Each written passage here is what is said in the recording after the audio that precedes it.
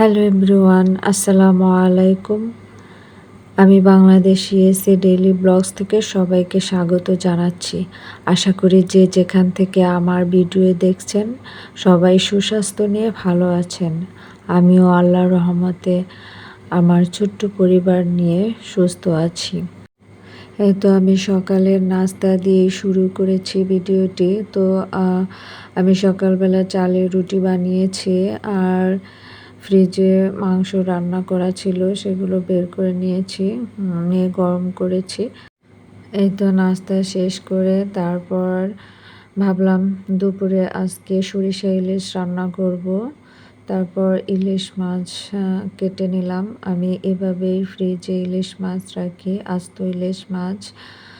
তো তারপর আমি সরিষা ব্লেন্ড করে নিলাম ব্লেন্ডারে। তারপর ইলিশ মাছ ভাজি করে নিলাম। তো আজকে ভাজিটা অনেক বেশি কড়া ভাজি হয়ে গিয়েছে। তো ইলিশ মাছ হালকা ভাজি করে নিলে ভালো হয়। তো আমি সরিষা পেস্ট করে নিয়ে এসেছি, আর যে প্যানের ভিতরে আমি ইলিশ মাছ ভাজি করেছি সেই তেলে আমি রান্না করব। তো আমি সব মশলা দিয়ে একটু মশলাগুলো কষিয়ে নিচ্ছি।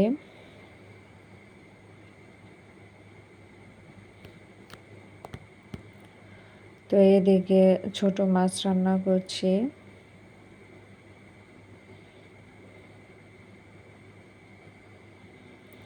তো মশলাগুলি কষানো শেষ হলে তারপর আমি সরিষা দিয়ে দিলাম। সরিষা ভালোভাবে কষিয়ে নিতে হবে।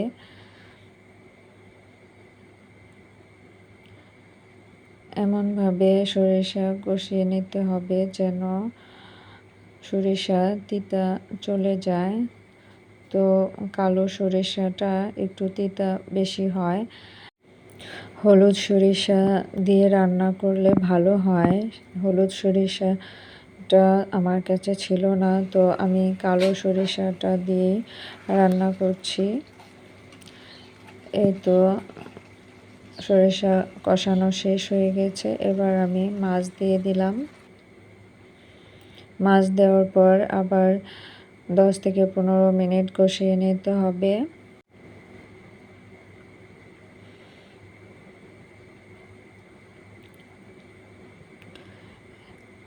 এবার আমি ঢেকে দেব।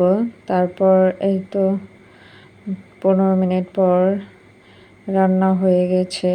তো তারপর দুপুরে খাওয়া দাওয়া করে আমরা বেড়াতে গেলাম। তো কাছে আমার মামার বাসা, তো মামার বাসায় বেড়াতে গেলাম। তো গিয়ে দেখি মামার বাসা এত গোছানো, মানে মামি প্রচণ্ড মানে পরিষ্কার পরিচ্ছন্ন, তো সুন্দর করে গুছিয়ে রেখেছে পরিপাটি তো বাসা। তো আমি দেখে ভিডিও না করে পারলাম না। তো ড্রয়িং রুমে দরজা দিয়ে ঢুকতেই হাতের বাম পাশে ড্রয়িং রুম। তো ড্রয়িং রুমে ওয়াল শোকেস রেখেছে, শোকেসটা সুন্দর করে গুছিয়ে রেখেছে। তার পাশেই টেবিলে, ছোট সাইড টেবিলে ফ্লাওয়ার রেখেছে, তার পাশে সোফা রেখেছে। তো সোফার পাশে এই কোণাতে একটা কর্নার রেখেছে। তো কর্নারের উপরে অনেক ফুল রেখেছে।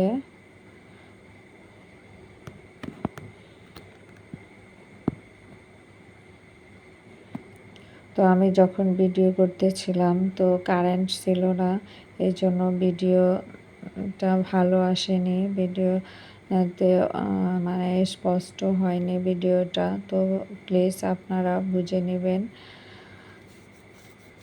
তো তার পাশে ছোট দুটা সোফা, তো জানালার পাশে, আর তার পাশে রেখেছে ফ্রিজ।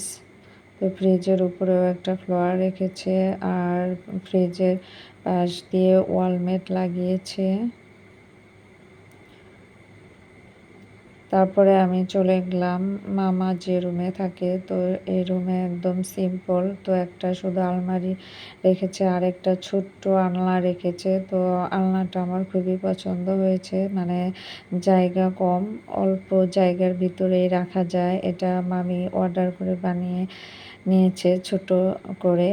তারপর চলে গেলাম মামাতো বোনের রুমে।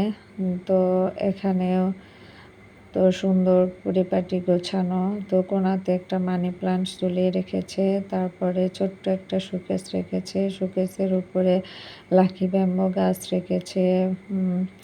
তারপর শোপিস রেখেছে। তো একটা স্পিকার আছে। তো ছোট্ট একটা কাঠের শোকেস, তো আমার কাছে অনেক কিউট লেগেছে।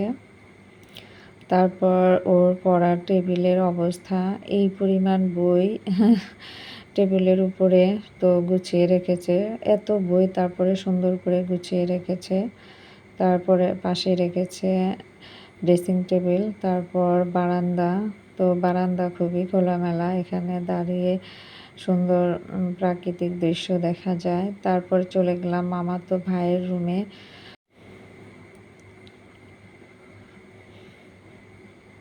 তো এখানে একটা শোকেস রেখেছে রুমেও। তো এই রুমের শোকেসটা স্টিলের শোকেস, তারপরেও দেখতে অনেক সুন্দর ছিল। এই শোকেসের উপরেও ফ্লাওয়ার রেখেছে। এই পাশেও একটা বারান্দা আছে, তো বারান্দায় গ্লাস লাগিয়েছে, প্রিন্টেড গ্লাস। গ্লাসগুলো দেখতেও খুবই সুন্দর লাগছিল আমার কাছে। আর খোলা বারান্দা, বারান্দায় দাঁড়িয়ে সুন্দর দৃশ্য উপভোগ করা যায়। তো আমার কাছে সব মিলে অসাধারণ লেগেছে। তারপর কিচেন রুমে চলে গেলাম। তো কিচেন রুমটাও আমি সুন্দর করে গুছিয়ে রেখেছে, কিন্তু আমি আফসোস যে আমি ভালোভাবে দেখাতে পারিনি, কারণ কারেন্ট চলে গিয়েছিল। তো আজ এই ছিল আজকের ব্লগ। সবাই ভালো থাকবেন। আল্লাহ হাফেজ।